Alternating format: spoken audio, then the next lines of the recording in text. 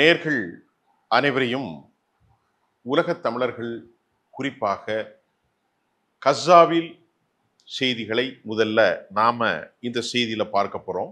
பலஸ்தீனத்தில் நடக்கக்கூடிய கொடூரங்கள், ஜெனோசைட், மனித இன கருவறுப்பு மற்றும் கிரைம் ஆஃப் ஸ்டார்வேஷன், அதாவது ஆயுதங்களால் சாகடித்தார்கள், பம்பார்டன் குண்டுகளால் சாகடித்தார்கள், இன்னும் மிசைல் ட்ரோன்களால் கொலை செய்தார்கள். கடைசியில 23 லட்சம் மக்களை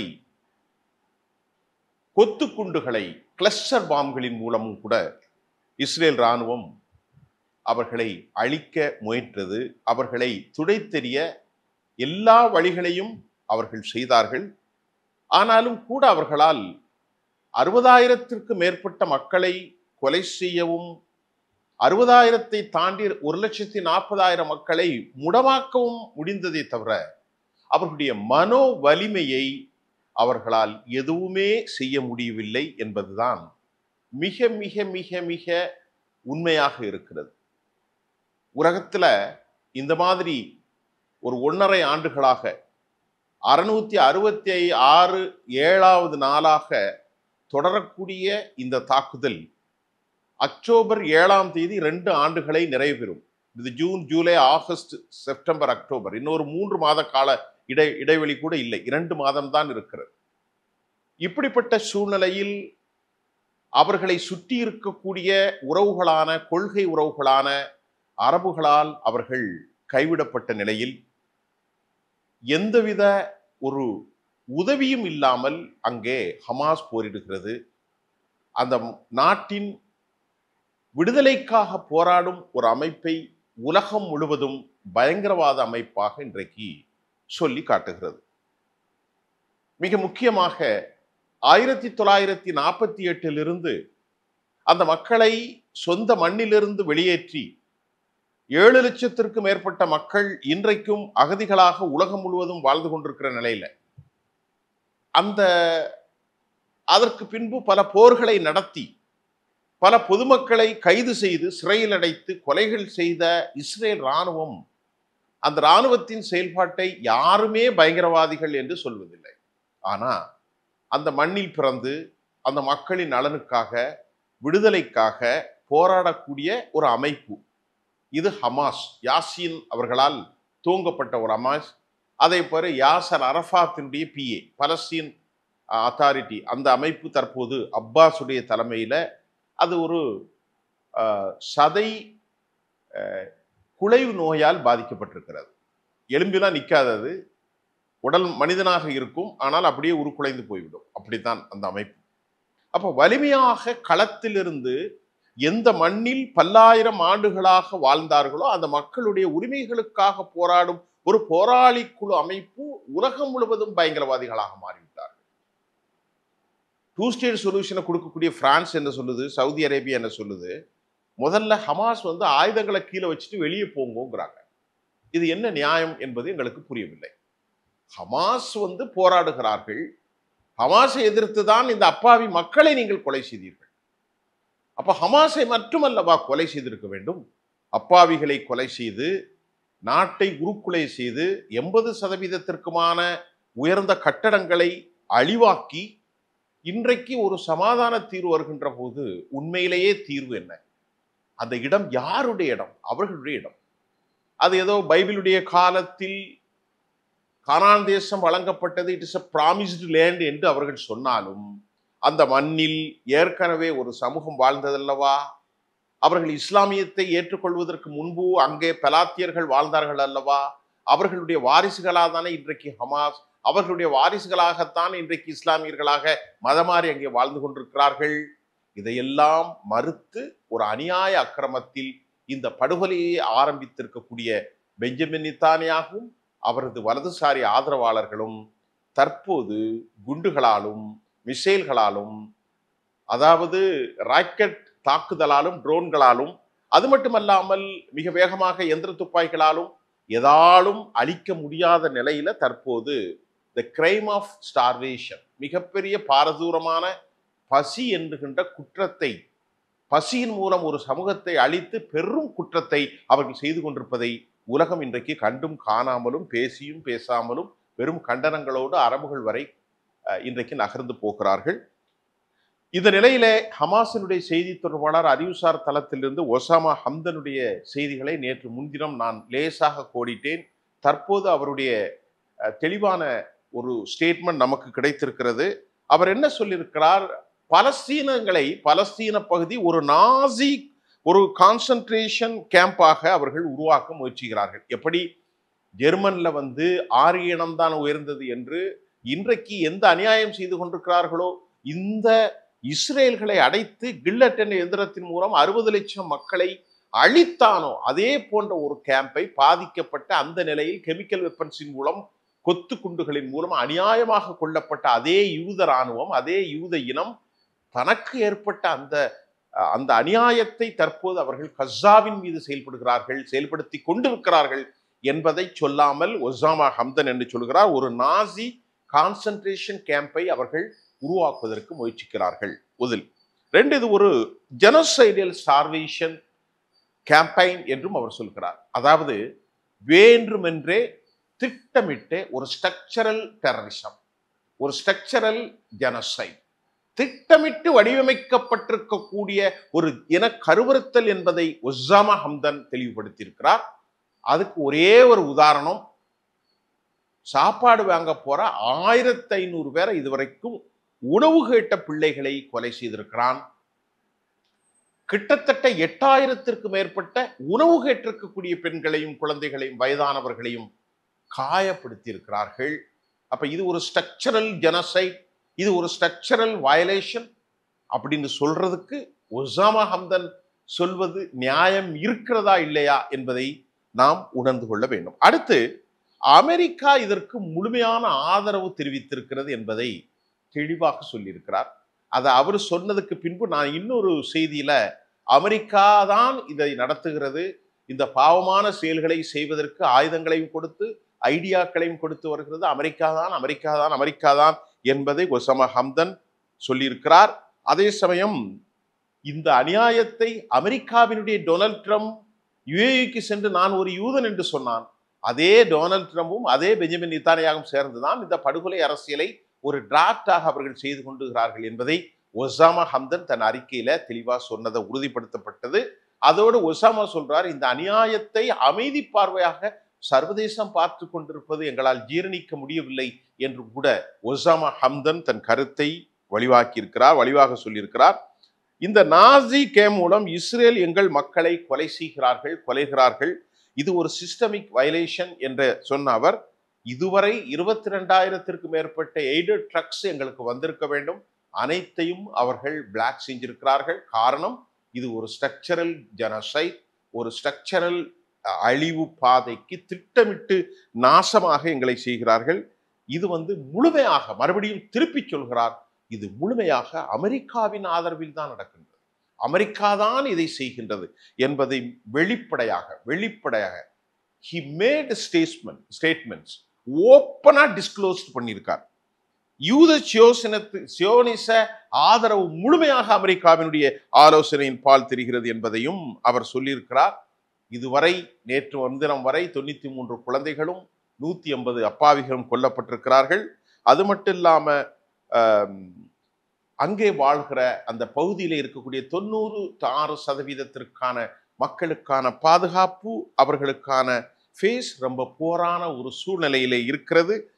1500 பேர் மக்கள் கொல்லப்பட்டிருக்கிறது. உணவுக்காகத்தான், ஆயுதமேந்தி கொள்ளவில்லை, இவர்களை எதிர்க்கவில்லை, இவர்களை எதிர்த்து வசைமொழி கூட சொல்லல.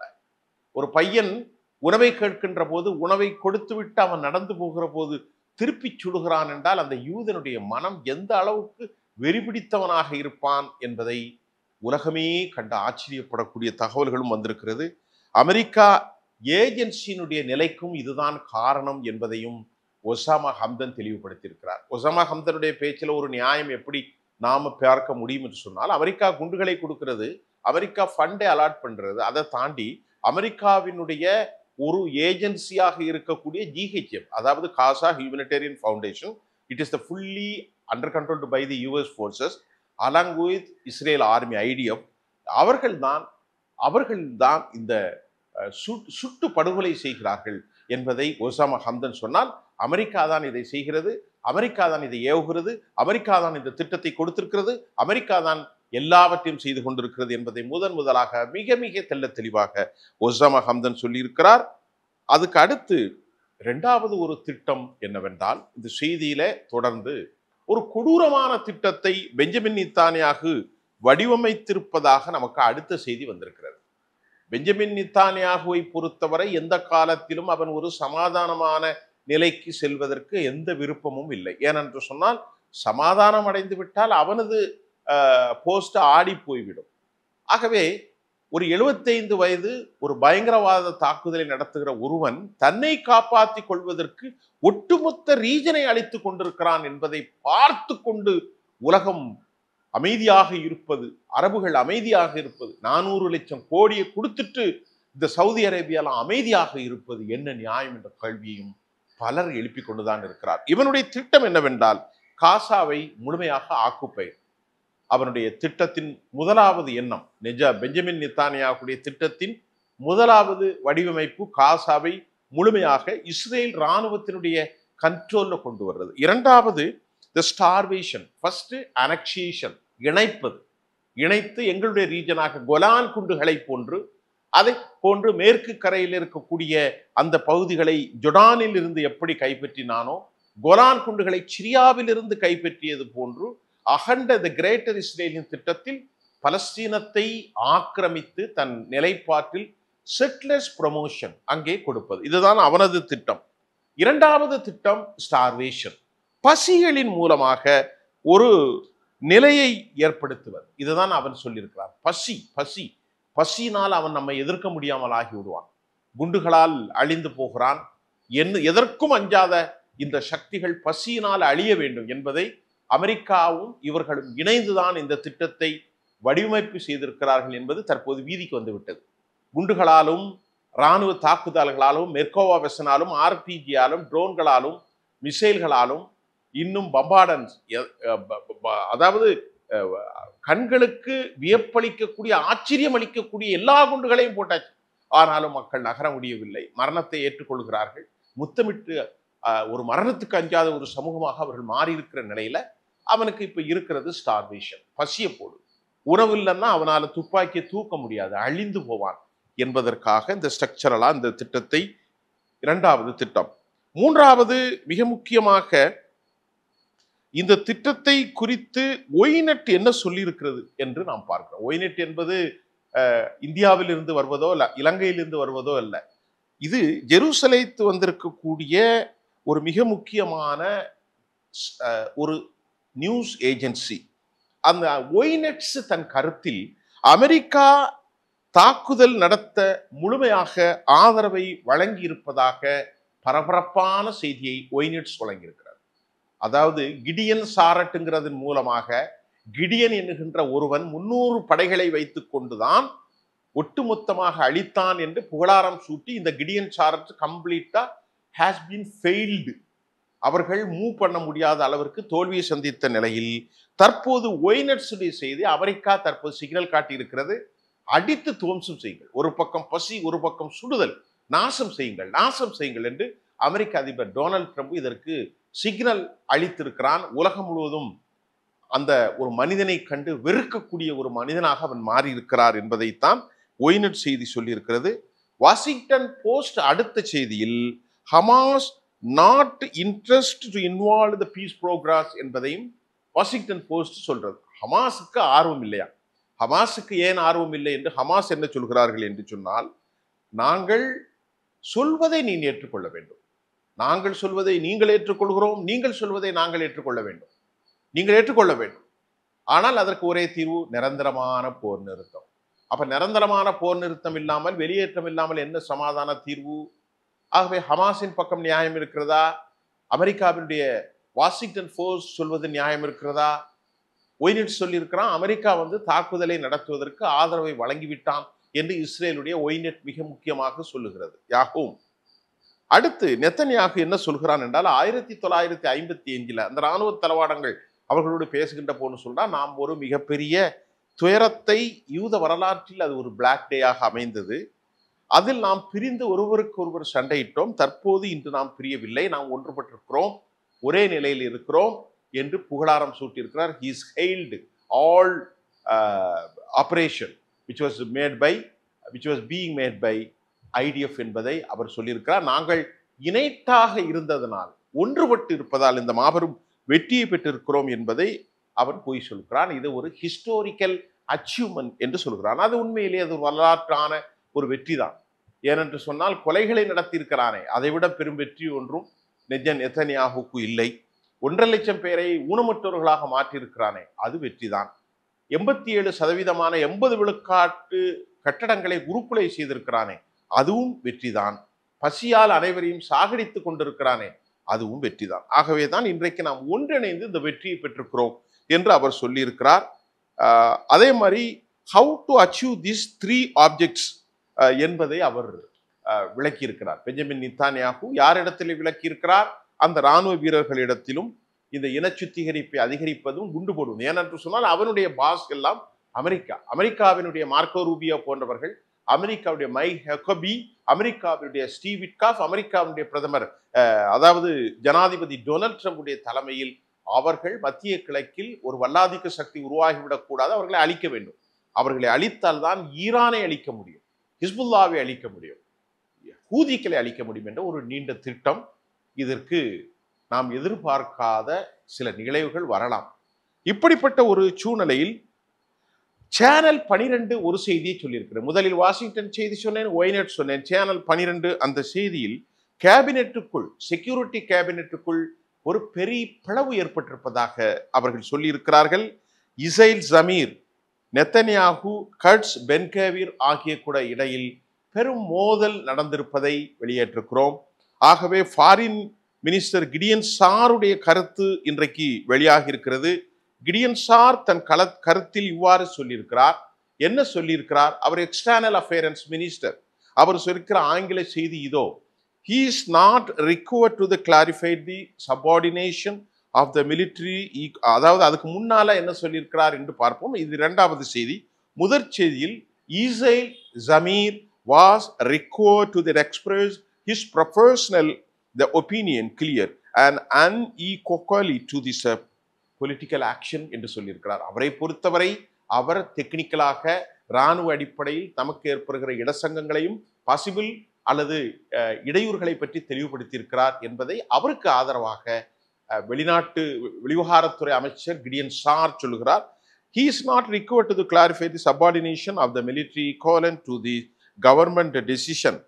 ஆனால் அவர் இராணுவ விவகாரத்தை மட்டும்தான் சொல்ல முடியுமே தவிர அரசாங்கத்தினுடைய நிலைப்பாடுகளை குறித்து ஜமீர் எதுவும் சொல்ல முடியாது.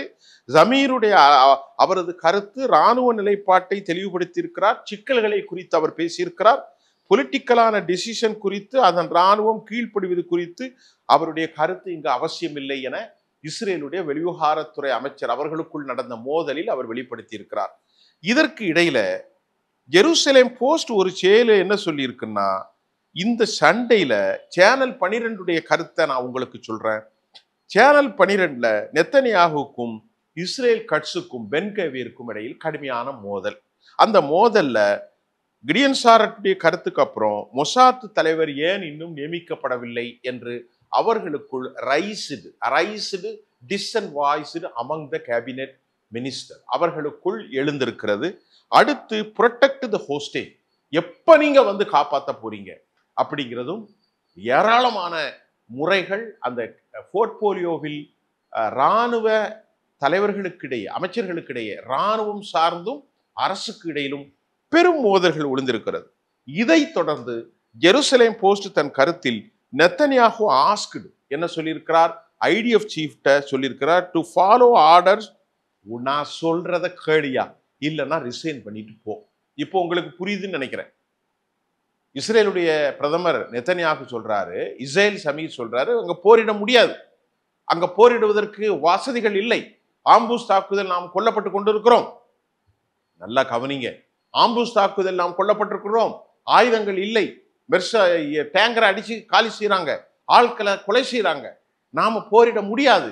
நம்ம ஆட்கள் ஃபுல்லா ரீஹபிலிட்டேஷன் சென்டருக்கு போறாங்க. We need lot of the psychotics doctor, we should take the more action.